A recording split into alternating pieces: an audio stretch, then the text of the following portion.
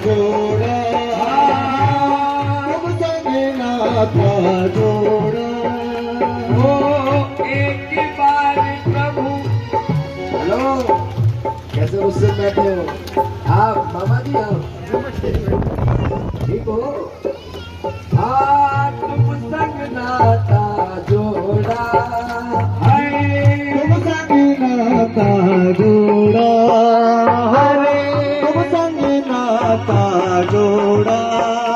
ओ एक बार प्रभु बस ये कह दो, एक बार प्रभु बस ये कह दो, तू मेरा मैं तेरा साची प्रीत की रीत निभा दो, साची प्रीत की रीत निभा दो, साची प्रीत की रीत ने। लय में बजाओ ताली, हथौड़ी नहीं पकाओगी। लय में साची प्रीत की रीत, साची प्रीत की। तेज बोलो। साची प्रीत की रीत निभा दो, ओ मेरे प्रियतम। साची प्रीत की रीत निभा दो, ओ मेरे प्रियतम। पूरन की जो प्यारे, हाँ पूरन की जो प्यारे, पूरन की जो प्यारे। एक बार हृदय से लगा लो, एक बार हृदय से लगा लो, ओ मेरे प्रियतम। एक बार हृदय से लगा लो, ओ मेरे प्रियतम। एक बार हृदय से लगा लो, ओ मेरे प्रिय। कितनी बार? एक बार हृदय से, एक बार हृदय, अरे एक बार हृदय से लगा लो, ओ मेरे प्रियतम।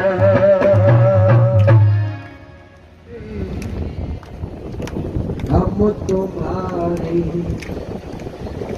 ओ मेरे, तुम हमारे, तुम हमारे, और तुम हमारे ही रहोगे। प्रभु आप हमारे थे, हमारे हो, हम तुम्हारे थे, तुम्हारे हैं, हमेशा आपके। ये तक, ये मन, धनवान तो कोई है ही नहीं मेरी नजर में इसके लिए, क्योंकि मेरे कन्हैया से बड़ा कोई धनवान नहीं। जो भी आपने बख्शा है सब कुछ आपका है, जब चाहो तब ले सकते हो। नहीं, इस शरीर का अधिकार मेरे प्रभु का है। जिसकी चीज हमारे पास है, ना जाने कब हमसे ले ले, कोई भरोसा है? कोई भरोसा नहीं। इसलिए इस तट पर कोई भरोसा, घमंड, अभिमान बिल्कुल। आजकल भगवान हमको थोड़ा सा सुंदर बना देता है, ज्यादा नहीं, थोड़ा सुंदर बना दिया तो दूसरे सामने वाले की निंदा करने लगता है। देख मैं तो इतनी सुंदर हूँ, देख ये कितनी काली है, देख क्या कहते एक आंख फूटी है,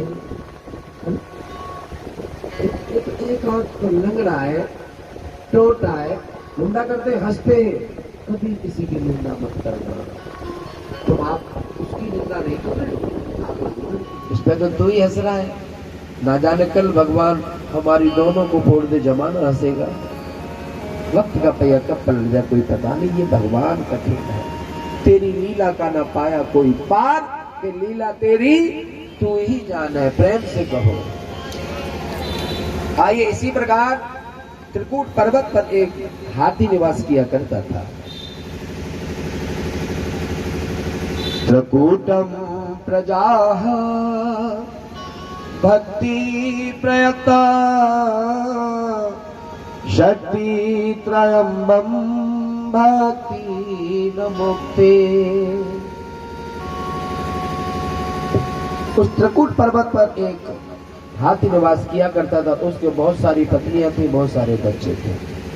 अभिमान कीमत गर्भ करे काया का,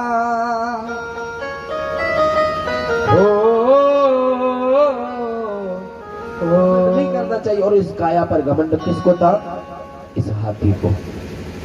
हाथी को बहुत घमंड है किस पे? अपनी ताकत पर। क्यों? बहुत विशाल है उसका शरीर, बहुत बड़ा है, बहुत बलवान है।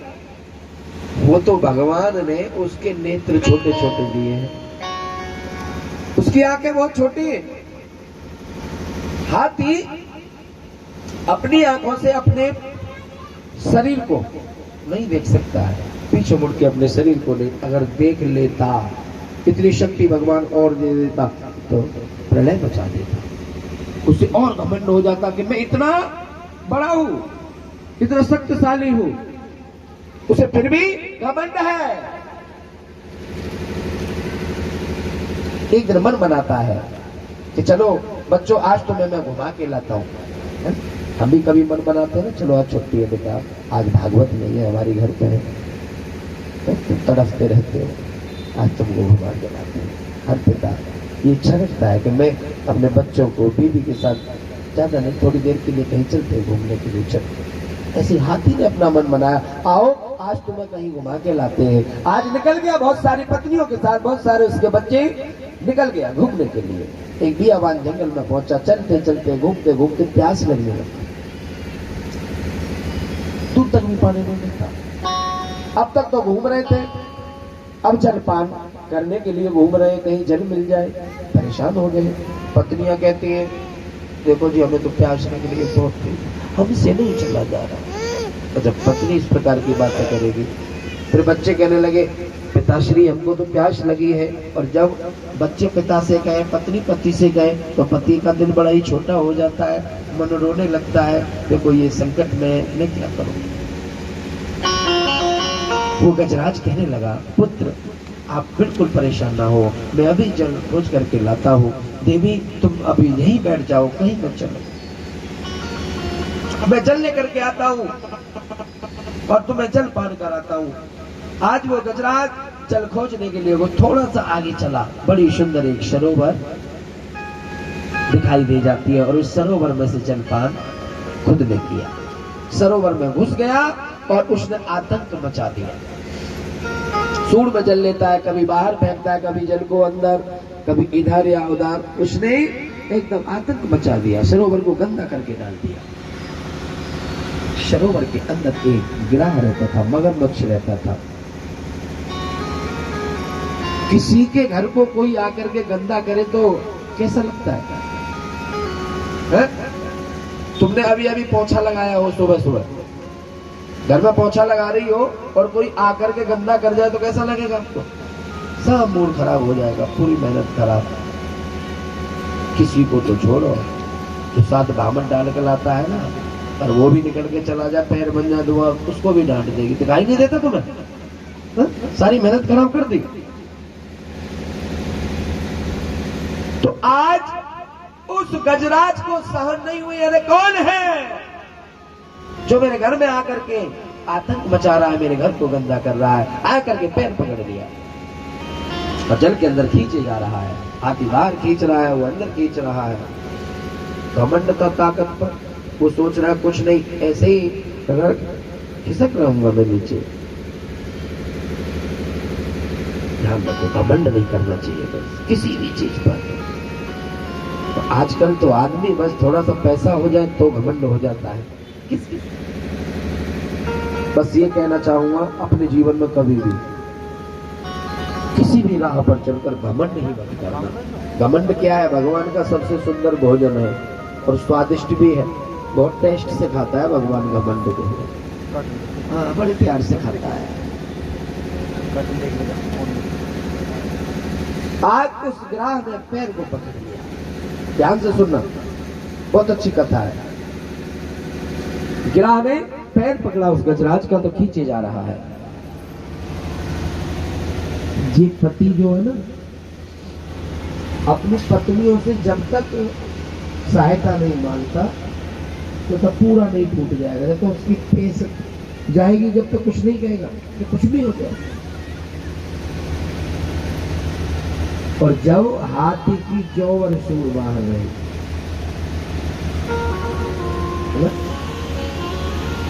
तब उसने भगवान को याद किया। और भगवान को नहीं करता और पहले से ही वो सहायता मांगता तो किसी की, जिन अपनों के लिए दुनिया को छोड़े बैठा था, तो यह हाल आज होता हाथी का? नहीं होता। संकट हमारे पास तब आते हैं जब हम प्रभु चरणों से दूरी बना लेते हैं। ये मत सोचना कि हम भजन करते हैं, पूजा पाठ करते हैं, हम दुखी नहीं होंगे, परेशान बहुत परेशान होंगे। भगवान की राह पर बड़ा कष्ट है।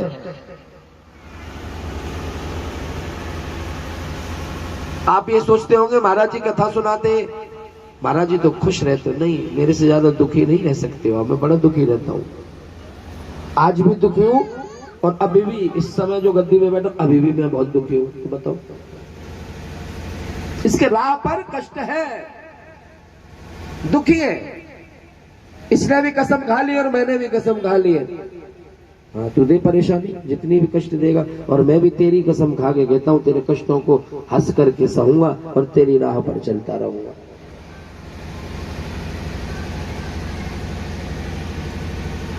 आज उस गजराज ने घमंड के कारण सहायता नहीं मांगी तो अपनी पत्नियों से, अपने बच्चों से, और चिल्लाने लगा, रे सुनो।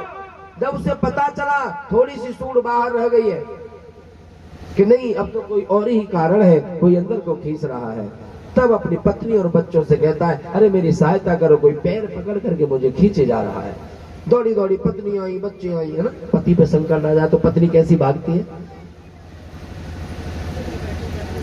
अपनी जान पे खेल करके अपने पति की रक्षा करती है। पुत्र अपने जान पर खेल करके अपने पिता की रक्षा करता है ना। और बहुत सी तो बहुत लड़ने वाली होती है, तो गली मोहल्ले में लड़ाई हो जाती है ना, तो पति को भी कल्लू के बाबा तुम हटो पीछे, आजा आगे हो जाती लड़ने को। और बहुत सी बेचारी बड़ी शीली होती है, वो घर में ही घुस जाती है, चुप, लड़ाई से डर लगता है। और बहुत सी को लड़ाई में आनंद आता है, तो हटो पीछे, नहीं अरे डंडा ला, आजा। बहुत सी ऐसी भी होती लड़ने वाली, लेकिन लड़ाई नहीं लड़नी चाहिए किसी से भी। कोई कह रहा चार बात सुन लो, इधर से सुनो, इधर से निकाल दो। सुनने वाला, सुनिए, सुनने वाला छोटा नहीं होता, सुनने वाला बड़ा होता है। हमारी औकात क्या है? एक गाली कोई हमको दे देता है तो गुस्से में फूल कर हो जाते हैं लट्टू, छोड़ूंगा नहीं, खत्म कर दूंगा, मार दूंगा। तेरी औकात क्या है?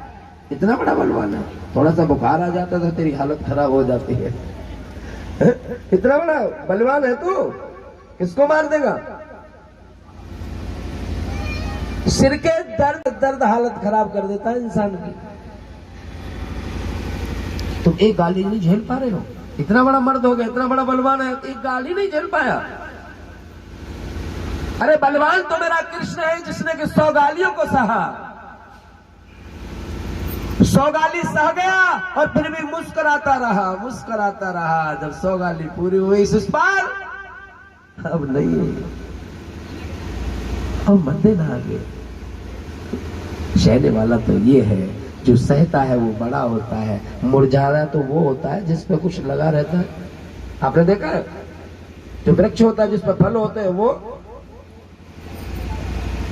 अकड़ना। अकड़ना क्या है? अकड़ना है मुर्दे की पहचान। जब आदमी मर जाता है तो उसमें अकड़ आ जाती है। अकड़ना मुर्दे की पहचान है। वही अकड़ेगा, वही ज्यादा गुस्सा करेगा, क्रोधित होगा, क्योंकि उसके अंदर कुछ नहीं है, वो सिर्फ बबूला है।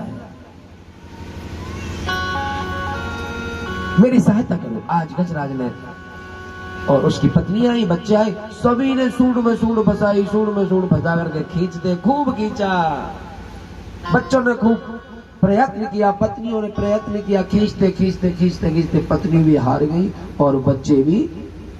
अब पत्नी का कह रही है अपने पति से, सुनो जी, अब हमारे बस की ना है, तुम्हें निकालना। मैं तो जा रही हूं अपने बाल करने के घर। अब जैसे हो तुम जानो। खूब कोशिश करी, नहीं निकाल पा रही हूं। ऐसा ना हो तुम्हें निकालते निकालते मैं भी यहां में गिर जाऊं। ये पत्नियां कह रही हैं जिस पति ने के पूरे जीवन अपने सीने से लगा करके उस पत्नी को रखा। पुत्र पिताश्री अब हमारे बस की नहीं है, मैं भी मम्मी के साथ घर जा रहा हूं। वो पुत्र कह रहा है जिस पिता ने पूरे जीवन पूरी जवानी को अपने बच्चे के बचपन के संवारने में लगा दी, मैं मजदूर करके कैसे कैसे मेहनत करके अपने बच्चों का पालन पोषण किया। आज उस पिता से बच्चे कह रहे हैं पिताश्री हम घर जा रहे हैं। किस हाल में? जब पति और पिता, जब पिता संकट में आया बच्चे मुंह फेर करके चले गए, पति संकट में आया तो पत्नी मुंह फेर करके चली गई। अब वो गजराज रोने लगा। देखो इनके पीछे मैं भगवान को भूल गया था, अपने नाते रिश्तेदार सभी से मैंने बिगाड़ दिया था, क्योंकि मैं मस्त रहता था अपनी फैमिली के साथ। और जो मुझे गर्व था, मुझे घमंड था कि मेरे ऊपर कोई कभी भी भविष्य में संकट आएगा तो मेरी इतनी सारी पत्नियां, इतने सारे मेरे बच्चे मेरी सहायता करेंगे। लास्ट मोमेंट पर जौ का दाना देखा? तुम तो गांव की हो, पता होगा कितना बड़ा होता है। थोड़ा जौ के दाने की बराबर जल के बाहर सूंड है उस गजराज की, हाथी की। लास्ट मोमेंट पे भगवान को याद करता और कहने लगा हाँ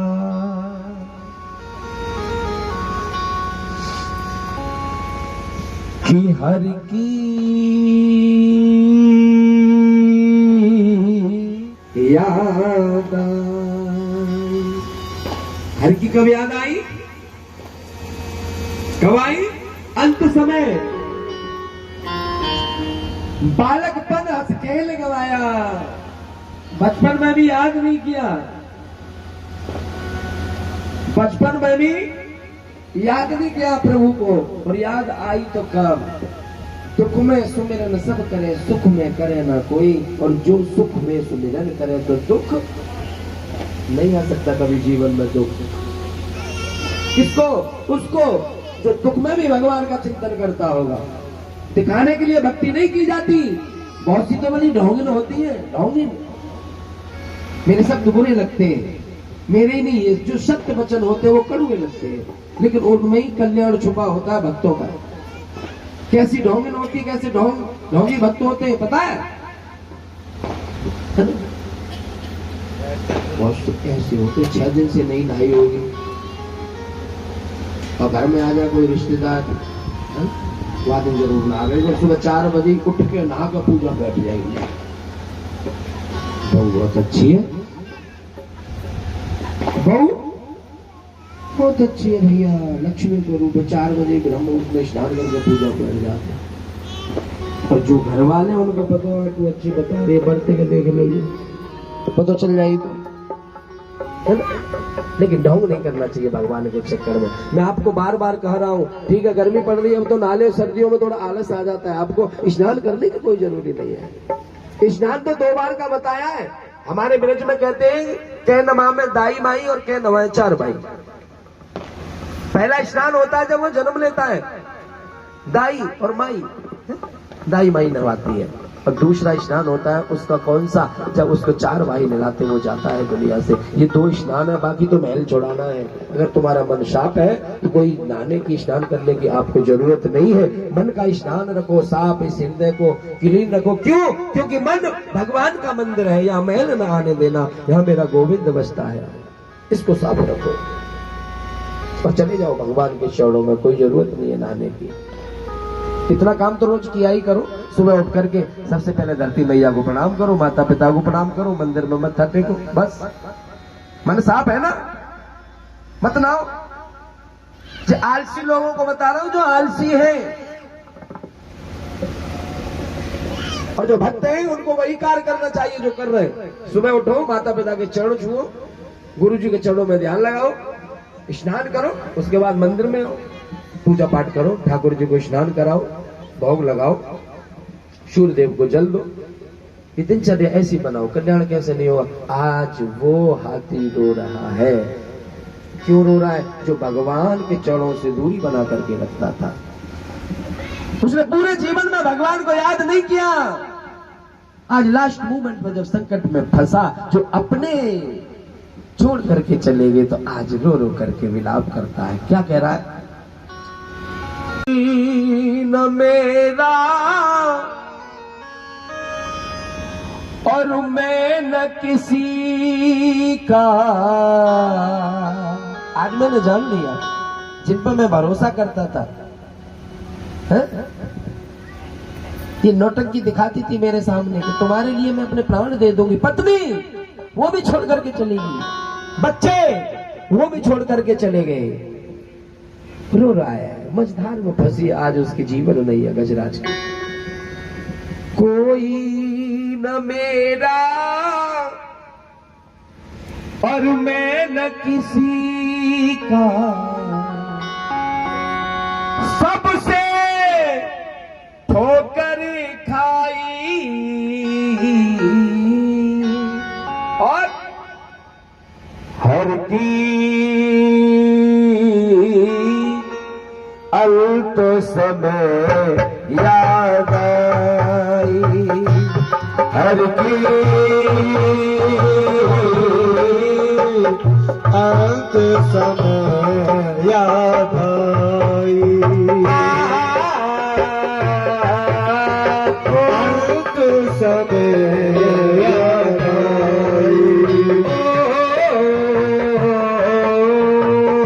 अंत समय याद आई। कोई न मेरा मैं न किसी का, कोई न मेरा मैं न किसी का, सबसे ठोकर खाई हर की अंत समय याद आई, हर की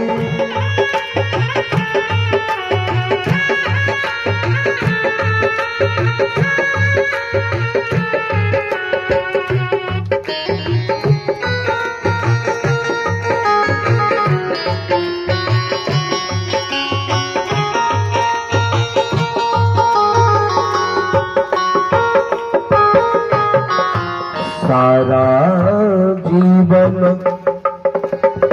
देखिए ख्याल कर रहा है वो हाथी, ख्याल कर रहा है मैंने अपने पूरे जीवन में क्या किया, कितना मैंने पुण्य कमाया, कितना मैंने पाप कमाया। सारा जीवन इस पत्नी को अपने गले लगाया,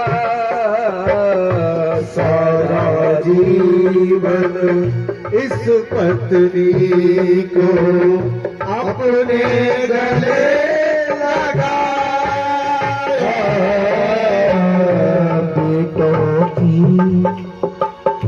बेटों की खातिर मैंने अपना सारा जीवन गवाया, बेटों की खातिर मैंने अपना सारा जीवन गवाया, छोड़ी चले गए बीच भंवर में, छोड़ी चले गए बीच भंवर में, इनको इनको इनको दया न आई, अंत समय याद आई, हर की अंत समय याद आई। मैं खोया था। सुन लीजिए जिनके दो नेत्र हैं वो हाथ उठाओ।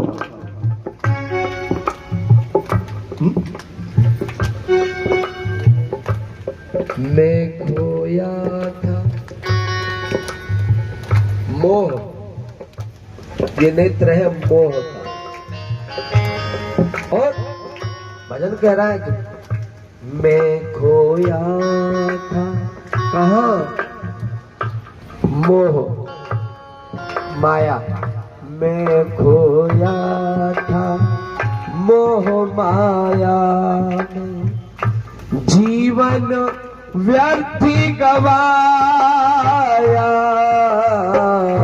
मैं खोया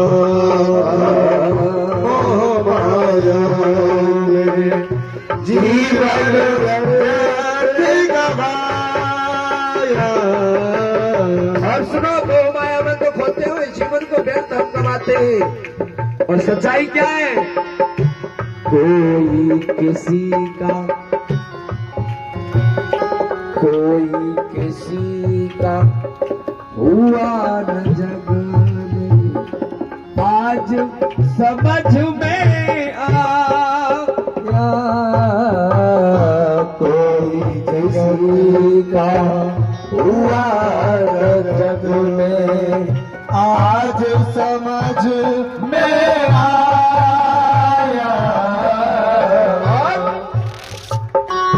अहंकारी टूटा पल भर में, अहंकार टूट गया। अहंकारी टूटा पल भर में, ताकत क्या, ताकत कामना हर की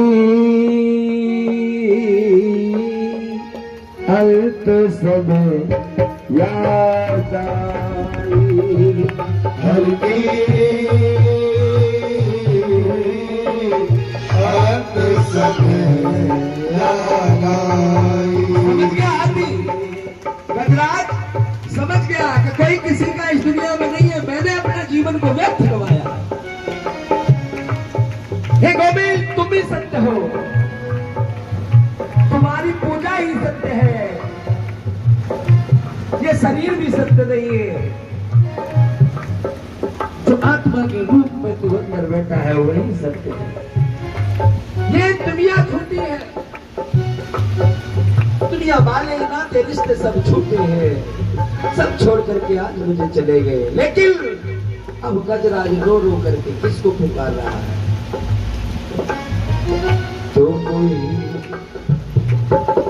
तुम जीवन दाता हो मेरे। समझ गया कि तुम नहीं मुझे जीवन दिया है, आपने मुझे इस जगत में भेजा है, मैं आपको भूल गया, राह भटक गया। गोविंद, मेरी सहायता करो। तुम जीवन दाता हो मेरे, तुम ही पालनहारे, तुम जीवन दाता हो मेरे, तुम ही पालनहारे,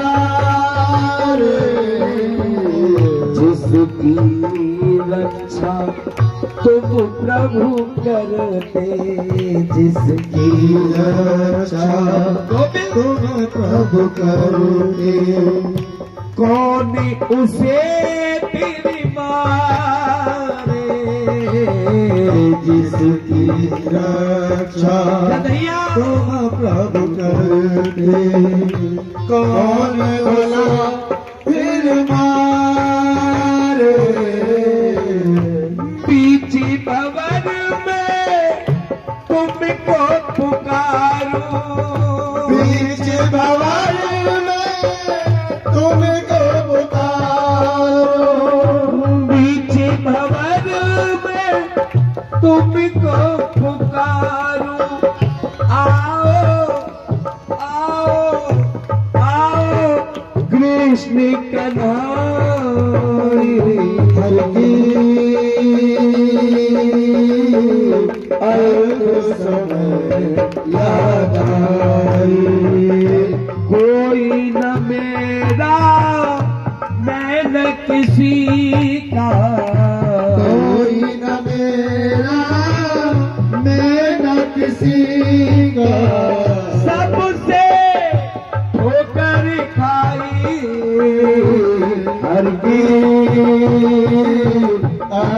समय याद आई।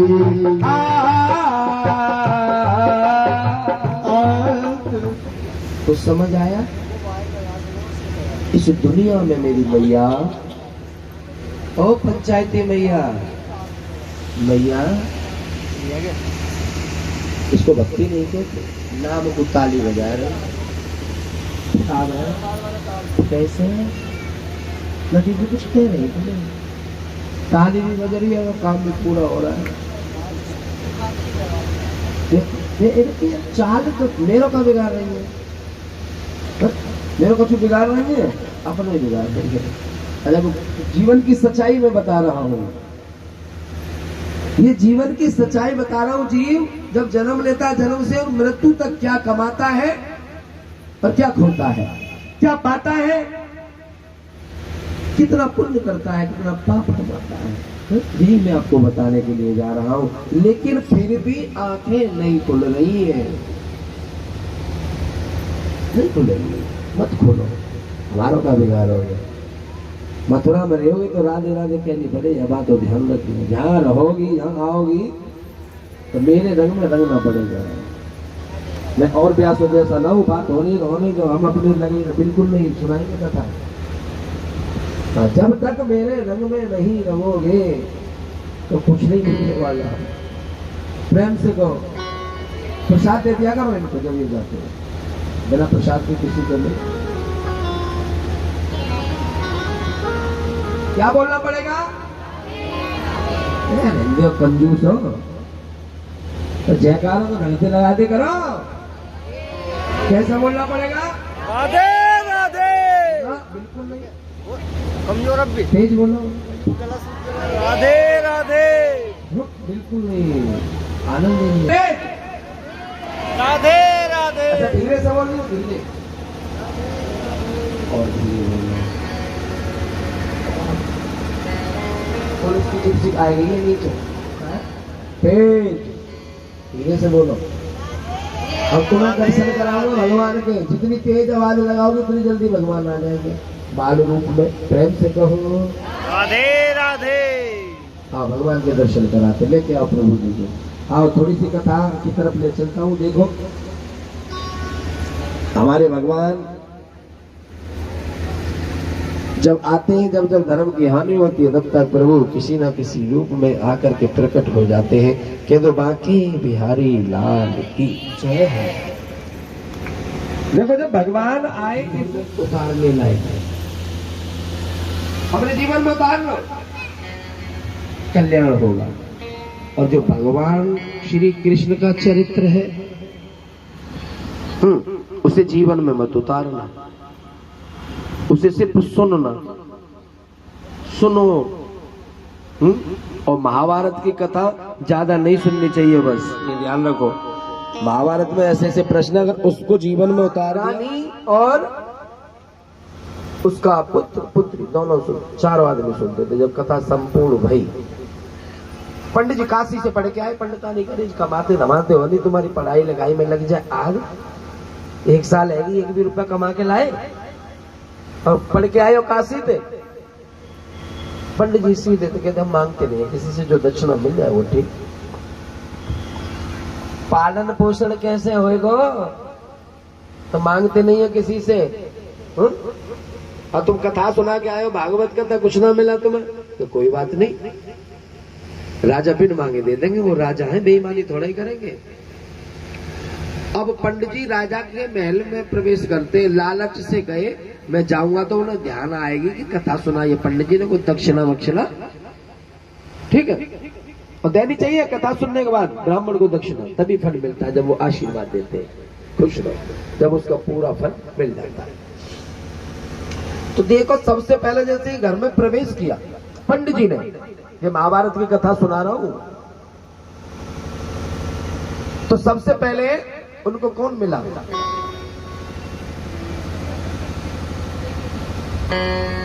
बेटी मिली, रानी की पुत्री।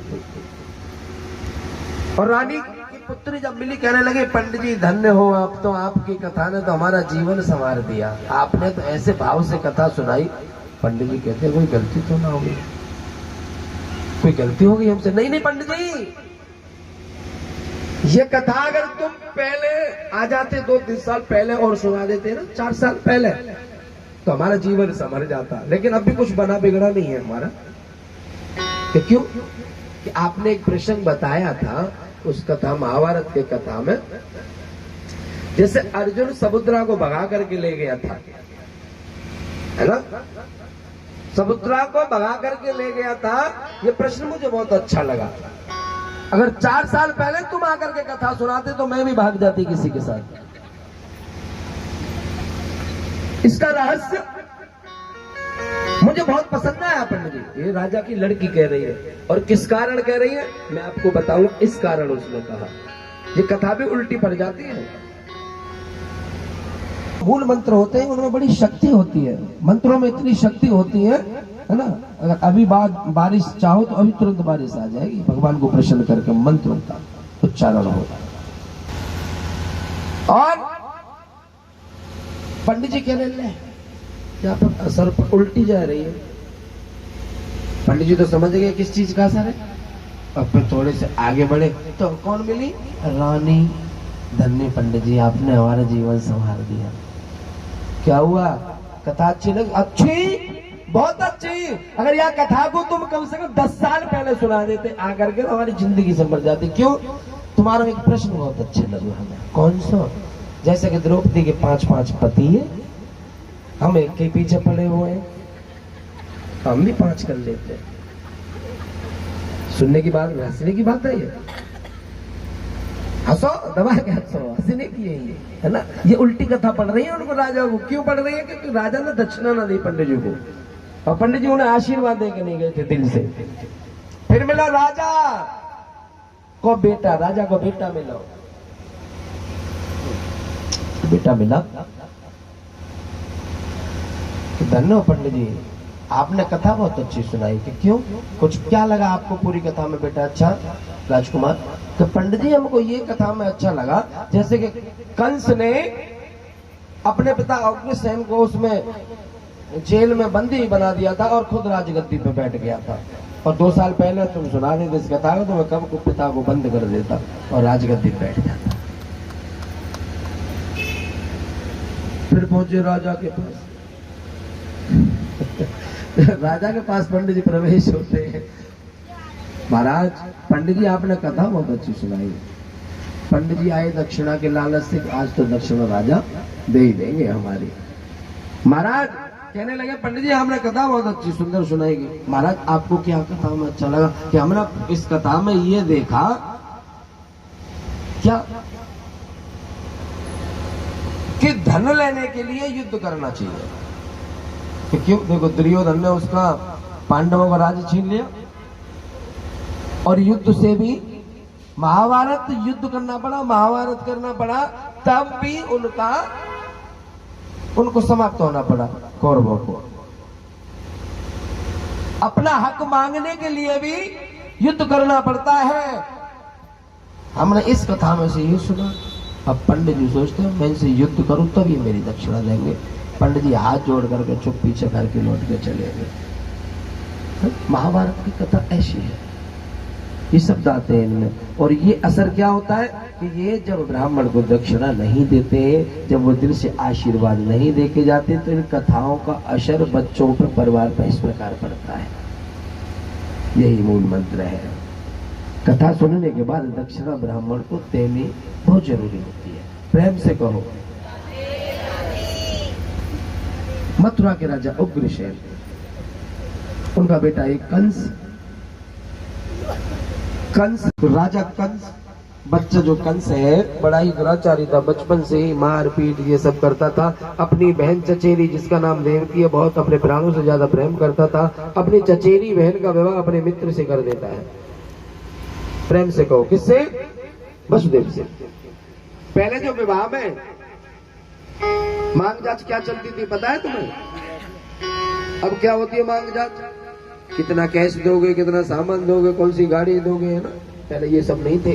पहले थी कितने दास दोगे, दासियां दोगे, कितने घोड़े दोगे, हाथी दोगे, ये सब चलता था। कितना राज्य दोगे। तो कंस ने बड़े ही धूमधाम से अपनी बहन का विवाह किया और विदा करने के लिए स्वयं जा रहा है। और जब गया रास्ते में आधी रास्ते पहुंचता है और आकाशवाणी हुई, कंस जिस बहन को तू खुशी खुशी होकर के विदा करने के लिए जा रहा है उसका 8वां पुत्र तेरा काल होगा।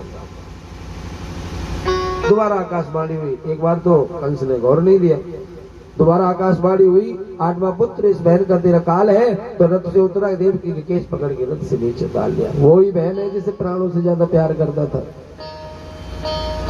तो मरने की बात आई तो उसी बहन के केस पकड़ लिए और तलवार निकाल ली मारने के लिए।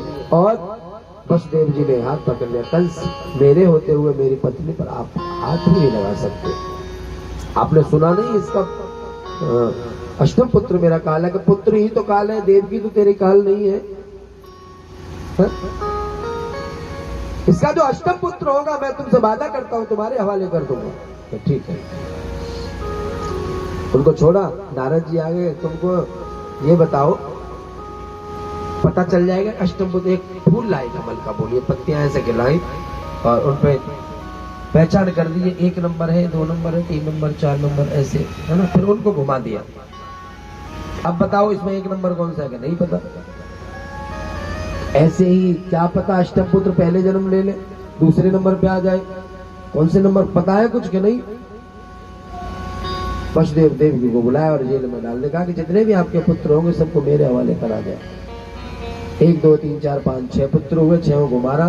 7वें पुत्र में जाकर के शेषनाग लक्ष्मण जी आ रहे है ना, तो जाकर के माता रोहिणी के गर्भ में स्थापित कर दिया योग माया ने। 8वें पुत्र में भगवान कृष्ण का अवतार हुआ। बोलिए कृष्ण भगवान की जय। जय जय श्री राधे। ले आओ भगवान जी को, बहुत देर से प्यार है वो। रावण को संहारे कभी श्री श्याम बन करके पटक कर कंस को मारे। 10 गुरुओं का ले अवतार वही हर रूप उठे धारे। धर्म का लोप होकर जब पाप में संसार होता है, दुखी और दीन निर्बल का जब हाहाकार होता है प्रभु।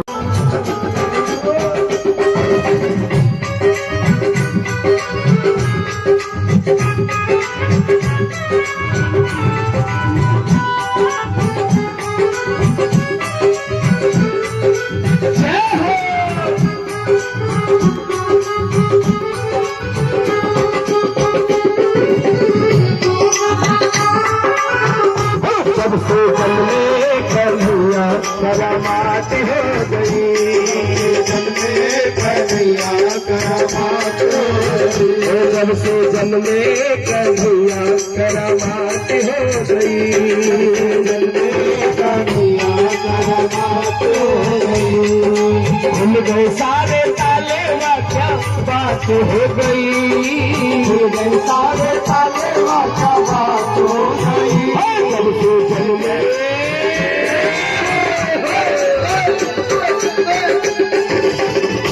सबसे जन्मे कन्हैया करामात हो गई। जन्मे कन्हैया करामात हो गई। जय हो जय हो।